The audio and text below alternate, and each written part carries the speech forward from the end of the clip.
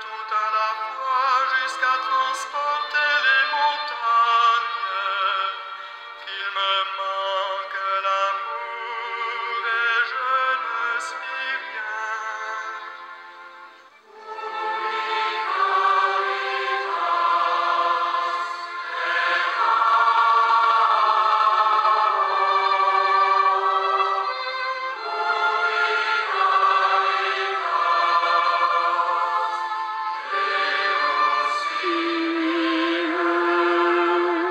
Au nom du Père, et du Fils et du Saint-Esprit. Amen. Il nous faut passer par bien des épreuves pour entrer dans le royaume des dieux. Voici la demeure des dieux avec les hommes. Il demeurera avec eux et ils seront son peuple. Dieu lui-même sera avec eux. Il essuiera toute larme de leurs yeux. L'amour prend patience. Maintenant, le Fils de l'homme est glorifié et Dieu est glorifié en lui. Si Dieu est glorifié en lui, Dieu, en retour, lui donnera sa propre gloire et il la lui donnera bientôt.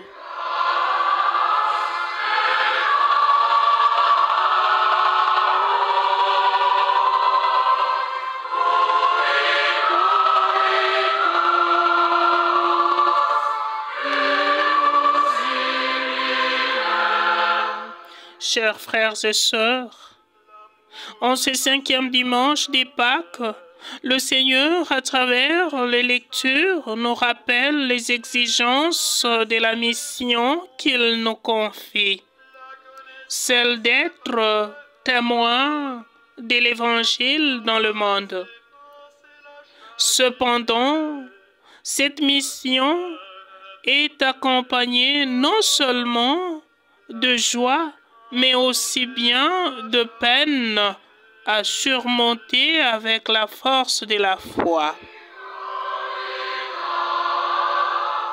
Oui, chers frères et sœurs, suivre le Christ implique une détermination à aller jusqu'au bout, malgré les contraintes, parfois même les humiliations.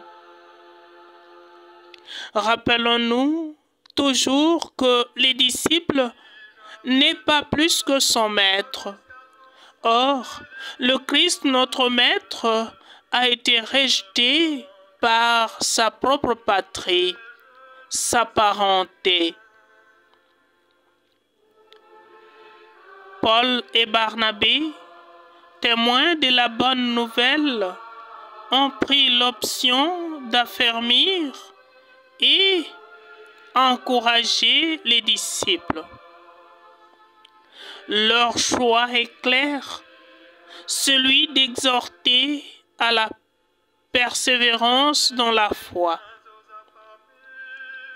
Combien de fois nous nous sommes engagés dans l'encouragement de la mission, de l'œuvre de Dieu, où nous faisons le contraire.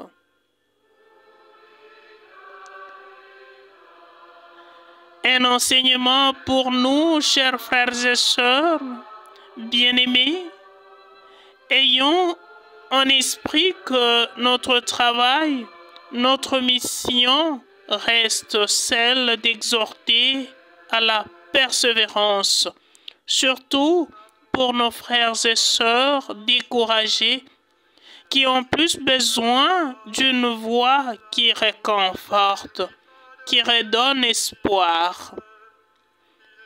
Malheureusement, nous perdons de vue et parfois nous devenons ceux qui découragent par notre indifférence, par nos critiques, par nos médisances et tous ceux que nous connaissons qui ne concourent pas au bien, à la vérité. Ceux qui se sentent découragés, abandonnés, marginalisés, qu'ils se souviennent que nous devons passer par bien des épreuves pour entrer dans le royaume des dieux. Cette parole est rude et même inacceptable pour ceux qui aujourd'hui clament l'évangile de la prospérité.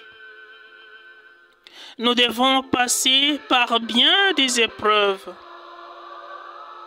Un sérieux problème pour le chrétien aujourd'hui qui court derrière le miracle. N'oublions pas quant à nous, chers frères et sœurs, qu'il n'y a pas de Pâques sans passion, non plus pas de résurrection sans la mise au tombeau. Nous sommes donc appelés à la persévérance, car la vie du serviteur demande beaucoup de sacrifices. Et notre chance est que nous ne sommes pas seuls, car celui qui nous appelle à son service est toujours avec nous. Au cours du dernier repas qu'il prenait avec ses disciples, le Christ annonce sa mort prochaine. Mais pour lui, il s'agit d'une glorification. Une glorification dans la souffrance. Quel contraste, chers frères et sœurs. Comment quelqu'un dans ce monde aujourd'hui peut concevoir une glorification dans la souffrance? Oui, Jésus est livré aux mains des impies par l'un de ses disciples, l'un de ses amis. Rappelons-nous, un jour, il leur disait: « Je ne vous appelle plus serviteurs, mais je vous appelle mes amis. » Un ami, une amie peut trahir, mais que cela ne nous désoriente pas. Bien chers frères et sœurs, nous sommes continuellement exposés devant des contradictions, des trahisons. Parfois, par nos plus proches, les gens que nous avons peut-être accompagnés, que cela ne change pas le regard d'amour que nous devons porter sur eux. Avançons dans les eaux profondes de la charité, surtout lorsqu'elle nous apporte de mépris, car aimer, c'est difficile. C'est pourquoi il faut beaucoup aimer. Oui, chers frères et sœurs, il faut beaucoup aimer. Et quand on aime vraiment, on meurt d'amour pour ce qu'on aime. Il n'y a plus de plus grand amour que de donner sa vie pour ce qu'on aime. Jean chapitre 15, verset 13. Je vous donne un commandement nouveau, c'est de vous aimer les uns deux autres comme je vous ai aimé.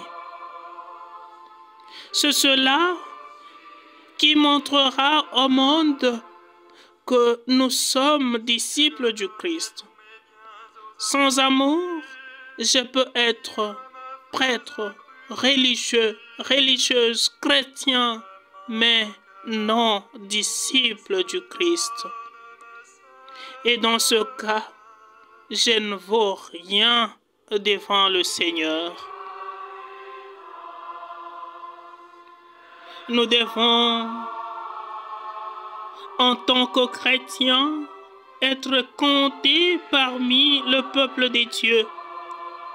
Ainsi, il essuiera toutes larmes de nos yeux.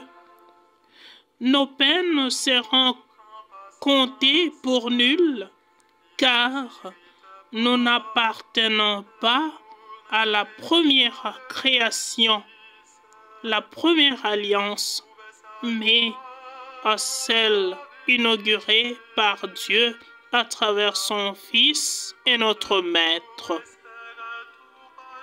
N'oublions pas que l'amour doit commencer d'abord dans notre famille. Et de là, il s'étend dans le monde. Car il semble qu'il est facile de prétendre aimer les gens qui sont très loin, mais beaucoup moins facile d'aimer ceux qui vivent avec nous. Que le Seigneur vienne toujours à notre secours, car sans lui, nous sommes incapables d'observer son commandement nouveau. Que l'Esprit Saint nous y aide. Amen.